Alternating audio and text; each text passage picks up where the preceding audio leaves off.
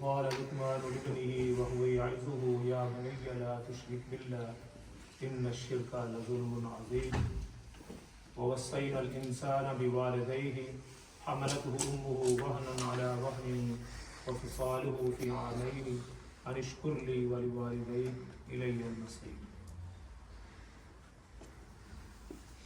یہ سورہ لقمان کی آیات کریمہ ہے۔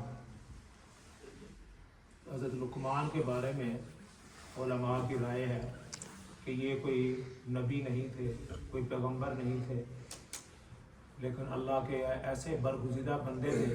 پہلی امتوں میں ان کا تعلق یمن سے تھا اور یہ غلام تھے۔ کیا تھے؟ غلام۔ ایک ہوتا ہے ملازم، ایک ہوتا ہے غلام۔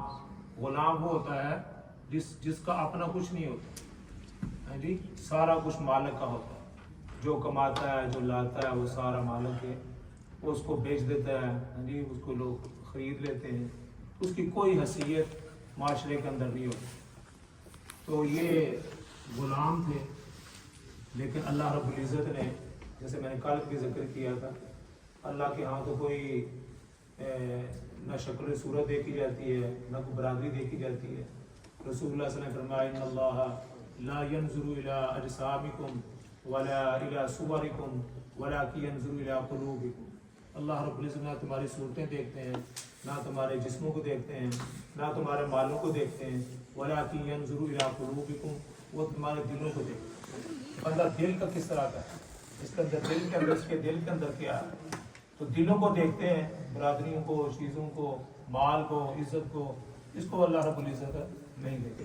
تو دیکھیں یہ غلام تھے، تو غلامی کے اندر اللہ رب العزت نے ان کو جو کیا دیا تھا، ان کو سمجھ بوجھ عطا فرمائی تھی، جی اللہ رب العزت نے ان کو عقل عطا فرمائی تھی۔ تو یہ ان کا ایک واقعہ بھی آتا ہے کہ جب غلام تھے کسی کے، تو انہوں نے کہا کہ مجھے بکری ذبح کر کے اس کی جو سب سے دو اچھی چیزیں ہیں وہ لے کر، بکری کی جو سب سے دو اچھی چیزیں ہیں وہ لے کر۔ تو یہ کہتے ہیں کہ حضرت لقمان جو ہے وہ بکری کا دل اور اس کی زبان لے کر آئے۔ تو مالک نے کہا بالکل یہ ٹھیک ہے کہ زبان اور دل یہ سب سے قیمتی چیزیں ہیں، جی زبان بولتی ہے، دل نہ ہو تو بندہ ڈیڈ ہے، جی زبان آدمی بات نہیں کر سکتا۔ تو انہوں نے کہا بالکل تم نے ٹھیک کہا۔ تو پھر کسی موقع پر پھر ان کو کہا، جب دوبارہ کسی وقت اس نے کہا کہ جو سب سے بری چیزیں ہیں نا اپنی بکری کی ذبح کرو تو وہ لے کر آنا۔ تو پھر وہ دل لے کر آ کے پھر زبان لے کر آ۔ انہوں نے کہا یہ سب سے بری چیز ہے۔ کیوں؟ زبان سے آدمی کو کلمہ کفر بولتا ہے، زبان سے ہی گالی دیتا ہے، زبان کی وجہ سے ہی آدمی خسارے اور گھاٹے کے اندر بندہ بات کہہ دیتا ہے، بعد میں خود بھی شرمندہ ہوتا ہے کہ یار یہ میں بات نہ کہتا تھا۔ کئی دفعہ ہوا، ہمارے ساتھ بھی ہوا، آپ نے بھی کہا کہ یار یہ میں بات نہ کہتا، لوگوں کو تکلیف ہوئی، اس کی وجہ سے لڑائی ہوگی، اس کی وجہ سے گھر کے اندر ناچاکی ہوگی، تو بہتر ہے کہ میں اس کو زبان کو بند ہی رکھتا۔ لیکن اس کو کہہ دیا تو فساد پڑ گیا، زبان کی وجہ سے فساد۔ اور دل کا جو برا آدمی، دل انہوں نے دل بہت برا ہے، جو دل کا آدمی برا ہوتا ہے اس سے برا آدمی کوئی ہو ہی سکتا۔ بعض بندے کہتے ہیں کہ یار یہ بندہ ویسے زبان کا تھوڑا ہے، دل کا بڑا اچھا، کہتے ہیں نا، ہم کہتے ہیں یار یہ بندہ زبان کا تھوڑا گھوڑا ہے، کسی کو بات کر دیتا ہے، لیکن یقین کرو بندہ دل کا اچھا ہے۔ تو دل کا جو بندہ اچھا ہوتا ہے اس کی ہر بندہ تعریف کرے۔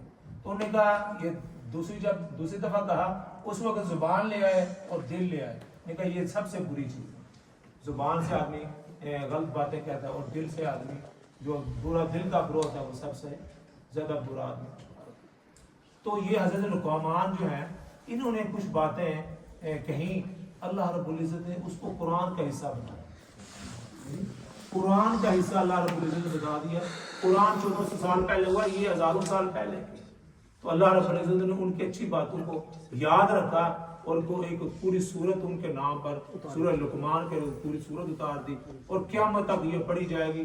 قیامت کے بعد بھی جب تک یہ کائنات ہے، جب اللہ تعالیٰ کی ذات ہے، وہ کہتے ہیں یہ قرآن جو ہے یہ کتاب نہیں ہے، یہ قرآن جو ہے یہ کیا ہے؟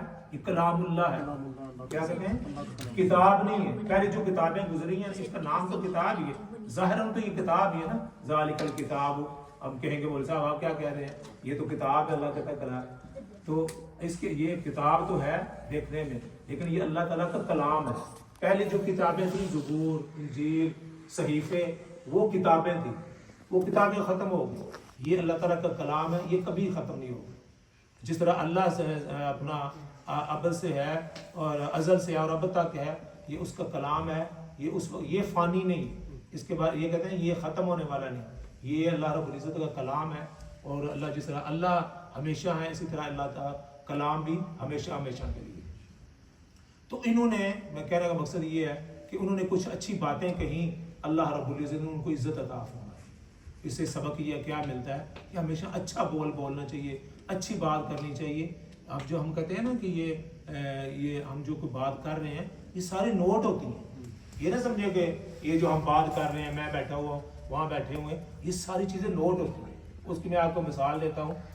کچھ مشرکین مکہ نا بیٹھے ہوئے تھے، تو رسول اللہ صلی اللہ علیہ وسلم نے جب اپنے صحابہ سے کہا نا کہ بھائی اللہ کے راستے میں خرچ کرو، اس طرح میں بھی بیان کرتا رہتا ہوں، تو وہ انہوں نے کہا، اور اللہ تعالیٰ نے یہ بھی کہا کہ اللہ تعالیٰ کو قرض دو. تو انہوں نے کہا لقد سمع اللہ قول الذین قالوا ان اللہ فقیر، ان اللہ فقیر ونحن اغنیاء. اللہ فقیر ہو گیا، وہ ہم اغنیاء ہیں، اللہ ہم سے مانگا ہے. تو اللہ نے کہا ہے لقد سمع اللہ، تحقیق اللہ تعالیٰ نے ان کی بات کو سن لی. جو کسی جگہ، کسی دروازے پر، کسی درخت کے نیچے بیٹھ کے بات کر رہے تھے، تو اللہ رب العزت نے فرمایا کہ میں نے ان کی باتیں سنی ہیں.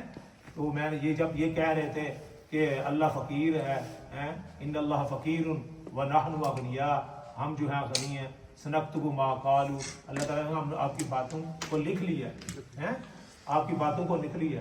اسی طرح جو 28واں سپارہ ہے وہ شروع ہوتا ہے قد سمع اللہ قول التی تجادلک فی زوجہا. ہم نے اس عورت کی بات بھی سن لی، حضرت خولا ان کا نام ہے، جو اپنے خامد کے بارے میں جھگڑ رہی تھی، آپ سے جھگڑ رہی تھی. اس نے مجھے طلاق دے دی ہے، میں بوڑھی ہو گئی ہوں، اب میں کہاں جاؤں گی، بچے بھی ہیں، جب میں جوان تھی کسی کی شادی کر لیتی، اب یہ عمر ہے، اب مجھے کوئی لے گا کون جائے گا، اب میرے بچوں کا ہو گیا ہوگا، میرا ہوگا. تو رسول اللہ صلی اللہ علیہ وسلم سے تجادلک فی زوجہا وتشتکی الی اللہ، وہ اللہ سے شکایتیں کر رہی تھی کہ ان بوڑھے حالت میں مجھے طلاق دے دی ہے. تو اللہ رب العزت ان کی بات سن رہے. تو اس کا مطلب یہ ہے کہ جو ہم بات کرتے ہیں، کسی کا بیٹھے ہوتے ہیں، یہ نہ سمجھے اللہ تعالیٰ سن رہے ہیں. اللہ تعالیٰ ایک ایک بات کو سن رہے ہیں اور اس کو نوٹ بھی کر رہے ہیں. ساتھ ساتھ ما یلفظ من قول الا لدیہ رقیب عتید، کوئی لفظ ایسا نہیں. یہ سورہ قاف کے اندر ہے، قاف والقرآن المجید بل عجبوا ان جاءہم. فرمایا ما یلفظ من قول الا لدیہ رقیب عتید، کوئی لفظ انسان نہیں بولتا جو ہم نے اس کو پہلے ہی اس کو لکھ لیا، اس کو ہم نے بند کر دیا، لکھ لیا. تم نے کیا کہا، اچھا کہا وہ بھی لکھ لیا، برا کہا وہ بھی لکھ لیا. کل قیامت روز ہم بتائیں گے کہ یہ تم نے کہا تھا، یہ اچھا کہا تھا، اس کی نیکی ہے، یہ برا کہا تھا، اس کی جو ہے اس کا بدلہ ملے گا، اس کی سزا ملے گی. تو فرمایا کہ کوئی بات آدمی سمجھتا کہ میں نے بات ہی کی ہے، یہ باتیں بھائی جانے والی نہیں ہے، یہ باتیں مستقل ہیں. اور جو اب تو سائنسدان بھی یہ کہتے ہیں کہ جو آدمی بولتا ہے نا، یہ جیسے بھائی انجینئر صاحب ہیں، وہ کہہ رہے ہیں کہ جو آدمی بولتا ہے نا، یہ خلا کے اندر موجود ہے، یہ ختم نہیں ہوتا. جو آدمی آپ نے لفظ بولا ہے نا، وہ خلا کے اندر موجود ہے، وہ ختم نہیں ہونے والا. تو اللہ رب العزت نے 1400 سال پہلے کہا ما یلفظ من قول الا لدیہ، کوئی لفظ آپ نے بولا نہیں، تو ہم نے اس کو لفظ کو لکھ لیا ہے. اور ہمارے فرشتوں کا کام ہی یہی ہے، جی کرامن کاتبین یعلمون ما تفعلون. 2 فرشتے ہم نے بٹھا دیے ہیں جو بدیوں میں لکھ رہے ہیں، نیکیوں کو بھی لکھ رہے ہیں. جی یعلمون ما تفعلون، جو تم کرتے ہو جو کرامن کاتبین وہ لکھتے رہتے ہیں. تو بات کدھر کی کدھر چلی گئی، پر یہ بھی فائدہ کے لیے ہے. تو میں یہ کہہ رہا تھا کہ ان کی باتیں اللہ رب العزت نے قرآن حکیم کے اندر بیان کر دی. وہ کیا کہہ رہے تھے، اذ قال لقمان لابنہ، اور اس وقت کو یاد کرو جب لقمان جو ہے اپنے بیٹے کو نصیحت کر رہے ہیں. کیا نصیحت کر رہے ہو، یعظہ یا بنی لا تشرک باللہ.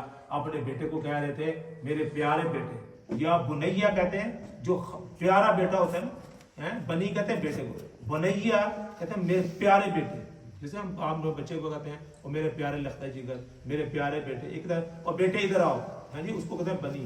بنیا, جب یہ بنی آ جاتا ہے تو خاص پیار کی وجہ سے کہتے ہیں نہیں اے میرے بیٹے لا تشرک باللہ, اللہ کے ساتھ شریک کسی کو نہ کر.